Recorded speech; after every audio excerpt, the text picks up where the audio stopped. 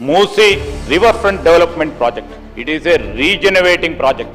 I am here to state on record, it's not a beautification project. Absolutely, it's a regeneration project which will help. With this project, we will bring the beauty and glory to the life and the quality of the people. That is what we meant. Moosi Riverfront Project కు సంబంధించి హైదరాబాద్ నగర విస్తీర్ణక ఇది కీలకమైన పట్టణాభివృద్ధి కారిడార్గా అభివృద్ధి చేయడం మా లక్ష్యమని ఆలోచన చేసి ముఖ్యమంత్రి గారు ప్రత్యేకంగా ఈ ప్రాజెక్టును ఖచ్చితంగా చేపట్టాలని చాలా సందర్భాలు ఆనాడు టీఆర్ఎస్ పార్టీ ప్రభుత్వం ఉన్నప్పుడు కూడా మూసీ రివర్ డెవలప్మెంట్ ఫ్రంట్ అని దానికి సంబంధించిన అథారిటీని క్రియేట్ చేసి ఒక చైర్మన్ ఎంపిక చేసుకొని ఇప్పుడున్న గౌరవ శాసన సభ్యులు ఉన్నారు. నామమాత్రంగా మిగిలిపోయింది ఆ బోర్డు, నామమాత్రంగా ఉండిపోయారు ఆ చైర్మన్.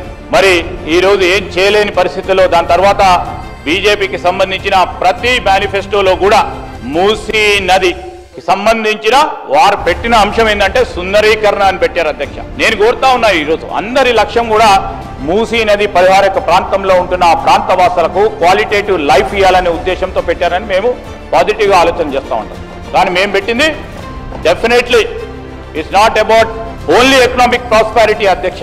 అక్కడ ఉన్న ప్రాంత ప్రజలకు ఒక క్వాలిటేటివ్ లైఫ్ ఇవ్వాలి. మీరు మేము ఏ విధంగా ఉంటా ఉన్నామో అదే విధంగా ఆ విధమైన వారికి కూడా జీవన ప్రమాణాలు అందియాలనే ఒక ఉద్దేశం, ఒక లక్ష్యంతోనే ముఖ్యమంత్రి గారు ఈ ప్రాజెక్టును ప్రత్యేకంగా ముందుకు తీసుకెళ్తా ఉన్న వైనాన్ని ఒకసారి గుర్తు చేస్తా ఉన్నాం అధ్యక్ష. ఈరోజు నగర విస్తీర్ణకు సంబంధించి ఈ పట్టణాభివృద్ధి కారిడార్గా అభివృద్ధి చేయడం, అదేవిధంగా దీంట్లో మొదటి దశ గాంధీ సరోవర్ ప్రాజెక్ట్, ప్రస్తుత బాపు ఘాట్కు సంబంధించిన పరిసరాలను అభివృద్ధి చేసి మరి దీన్ని కూడా ప్రారంభం చేయడం జరుగుతుంది అధ్యక్ష. హైదరాబాద్ నగరానికి త్రాగునీటి వనరులను పెంచడానికి మరియు మూసీ నది పునర్జీవనం కోసం 7,360 కోట్ల అంచనా వ్యయంతో గోదావరి ఫేజ్ 2 and 3 ప్రాజెక్టులు అమలు దశలో ఉన్నాయి అధ్యక్ష.